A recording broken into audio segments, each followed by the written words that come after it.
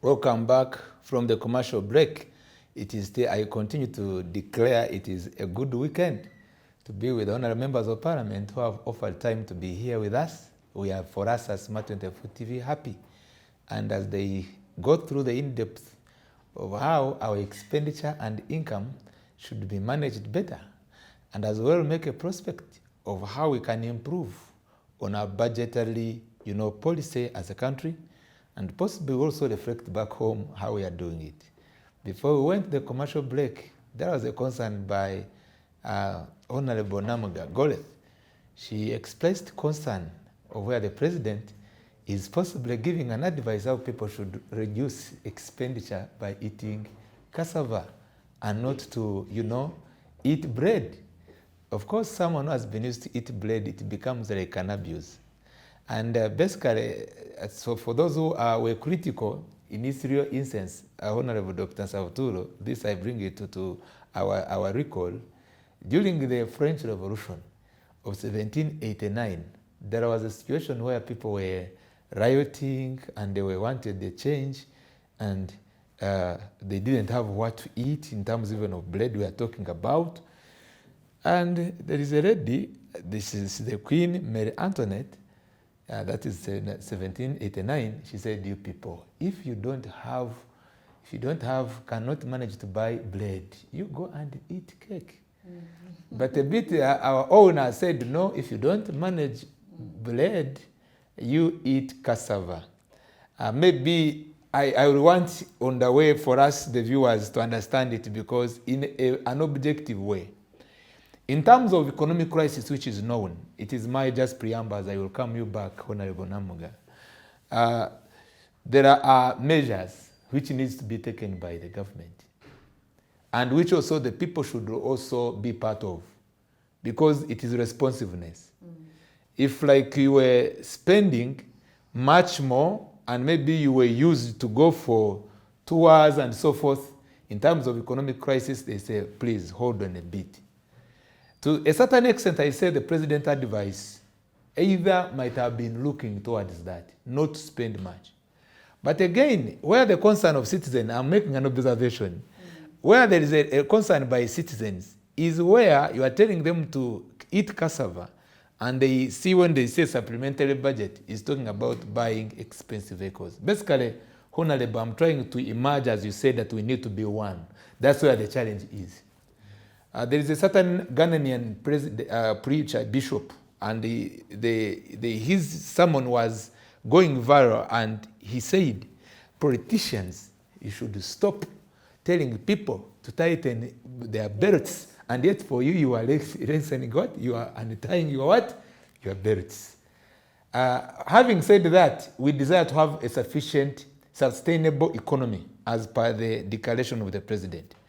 But what are we doing much more best to ensure that our economy is sustainable, especially by identifying the potential, the available potential in this budget? Can I say something You quickly? Can say it then.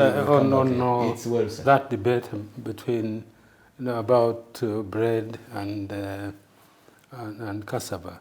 I wasn't present when the president commented on those two. But I suspect that what he had in mind was that unlike bread, cassava is indigenous in all ways. Its inputs, literally everything. Cassava is within our means to multiply, to increase production, and there isn't much you're going to put in before you get the end product. Of course, bread is different. Bread, you need sugar, you need, there are lots of ingredients you need. Right. So I think that's where he was coming from, in my view. And really, we shouldn't make that a big deal. What should be a big deal is clearly the choices we make.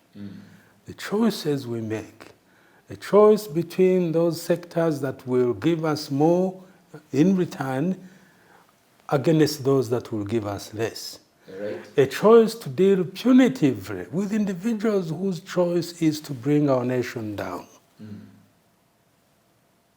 The amount of money we lose through stealing of our resources It's reported that what we lose each year is equivalent to what oil will be giving us each year. It's a huge amount of money. Our inability to deal decisively, without favor, without fear, against those whose determination is to bring us all down, is something that we should really do something about. So that's what I felt I should say. Thank you. It's welcome, that comment and input. Yes. I was looking at issues of productivity. And, we should make our viewers appreciate that we've shifted from sector planning, all budgeting, to program planning or budgeting, though practically government seemed not to be ready for that. When you look at human capital development and governance and security as one of the major areas of expenditure of government, actually each one of these takes close to 6 trillion each. I think this expenditure was worth, because if you look at human capital development, our assumption would be you are looking at that good human resource. You will have quality education that will be competitive, and that automatically increases productivity. When you look at health as a sector, if you have good doctors, we have good health workers, automatically you will have a health population. Though when it comes to the practical implementation of this, then that is where we lose hope. When you come to governance, I'm telling you, we've messed that up. When you look at the principles of good governance, are we emulating that? Are we practically looking at, issues of democracy? How are we faring on issues of human rights? So when you look at the distribution of the budget and the programs as were highlighted in the budget, issues of human capital development are some of the areas where government should put emphasis. You cannot have a productive population when you've not invested in your human resource. You cannot have a productive population without good governance. What does this bring us to? Integrity. As the Honorable Nsababutula was saying. As I was telling you about COVID money, but apart from COVID, what are we doing to these that have been highlighted as the most corrupt? What are we doing as a country? I'm telling you, much as you may, Honorable was talking about the tax base, and you're aware that URA is doing whatever it can to broaden our tax register. We have only 1.8 billion registered businesses. And they are telling us within a period of 5 years, they are looking out for 5 million. Much as you may widen the revenue side, what are we doing to ensure that we tighten, the negatory, the reckless, and indisciplined expenditure when it comes to the government sector? You are talking about issues of agriculture. I asked myself when government came up with the parish development model under the agro-industrialization as a program, and the money for agriculture was reduced on assumption that 1 trillion is directed to the parish development model. Parish development model is the only way we can modernize the economy as we take money to the parishes. Yes, we appreciate. But have we prepared the community to receive this money? What is it that is different from the Myoga, from Entandikwa, from Bonabagagawale, that gives Ugandans hope that this money is not going to be misused? As I talk now, remember in the budget for financial 21-22, there was a release of 200 billion.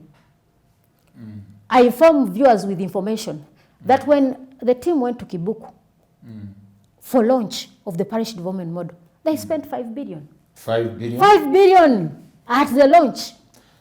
When you look at the previous Myoga, a lot of money was spent under administrative costs. Administrative. So much as we may look out to having these various programs with the intention of taking money to the people, yet the biggest percentage of the money remains within us for administrative arrangements.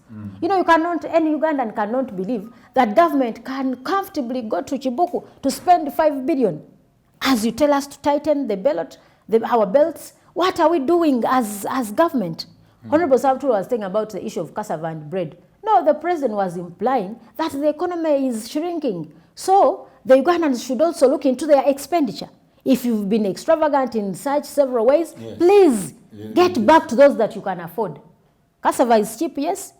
But, I mean, people can eat, they can reach to a level of having a meal a day. That is where we've reached. Having 1 meal a day. We can comfortably have it if we have hope in government. If we have hope in those we are entrusted with power. Honorable, he has information. Well, really, it's not information as such. It's really to reinforce much of what she's saying. The focus of government is spot on. It's talking about commercialization of agriculture. It's talking about industrialization. It's talking about digital transformation.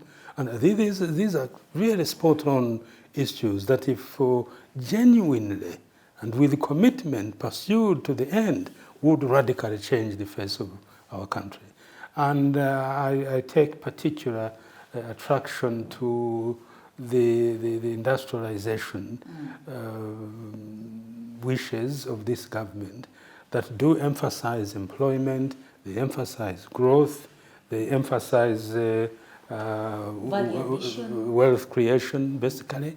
And this is where the parish model comes in. The parish development model is a radical attempt. And really, if miraculously it can be executed very well, it has great potential to change the economic face of this nation. The challenge really is going to be, in my view, that old monster rearing its ugly head. That 100 million that should be going to our people there, will it really reach them? You see, will those officials who are in charge, are they going to allow our people to get hold of these resources? Are we going to institute mechanisms that really will deal punitively against those who choose to misallocate our resources? My fear, and this is something I would really call government to take on seriously, is that we have these chaps waiting. They are counting on how they will now get hold of that money, and it doesn't help government to achieve what it wants. So we need to work out a way that really ensures that this amount of money, and it's quite a lot, by the way, for each parish, if it's used sensibly, fairly, it's quite enough to make some radical changes in the economy of this country. So that's the issue now. The other one, clearly, which I see, is not many people know sufficiently about the parish development model, how it will work, who is responsible for what, and so on and so forth. We need to do a bit more work there before government is able to Honourable Doctor, thank you so much, sir. As we will be going back to the Honourable Golit, I look at, you are the one who shaped our discussion, that we should discuss beyond where we come from and also our inclination, and of which look to be ideal and honest talk. But yet the implementation, still not blaming you, still to be wanting. Does it do any harm at a certain point, even if NRM looks for an alternative policy, even if it is coming from the opposition, so long as it is for pro-people to take it up? One of your colleagues, that is the former Right Honourable Prime Minister, Amama Mbabazi, at a certain point in what was referred as a go-forward manifesto, he encouraged on an alternative way of steering economic growth by having centers of production at sub-county level. Each sub-county in this whole country has what it's doing best. There are those who are doing best in animal husbandry. There are those who are doing best in coffee. There are those also who are doing best at a level, as you've said, to take it up to value addition, and which leads to wealth creation, and maybe possibly connect to the export chain, and of which this country is lacking. Even in the process when we are talking about our revenue, because of low production, it can't as drive us there. Why are we failing to have a hybrid modification of our policies than having many more scattered programs.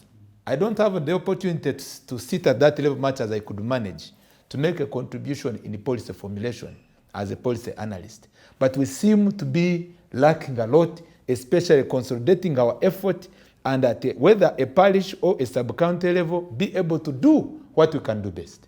I conclude as an ECMA observation, most countries which have shoot higher in terms of economic growth, those which you are very much confident with, since around 62, the Malaysia, the Singapore, the Taiwan, all which at our level. They mastered to know what they can do best. It was not about scattering, resources here and there. What do you think should really be a mastery of our direction to that? I do agree, and there's this thing we call democratization of ideas. Where they come from shouldn't matter. I submit clearly that we have some members of the opposition bench who do speak a lot of sense. And I would desire that my side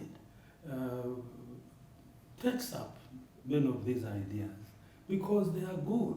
In other words, for our country to reach a level that is not discriminatory when it comes to interests of this country.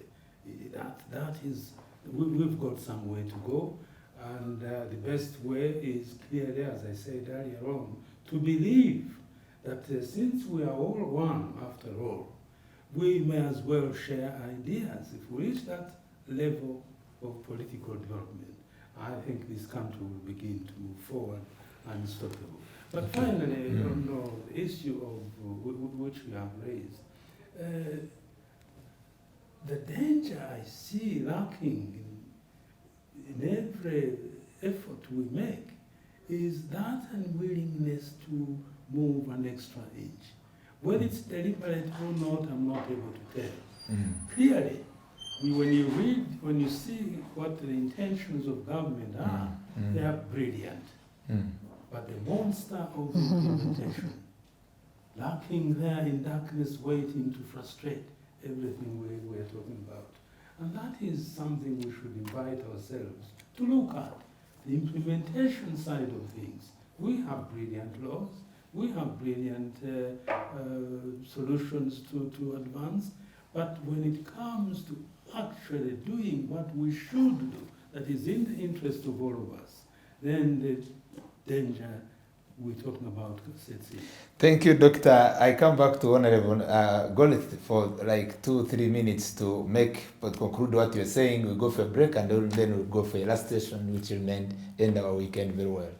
Thank you. I was on the issue of when the Honorable really gave his clarification on the issue of the parish development model.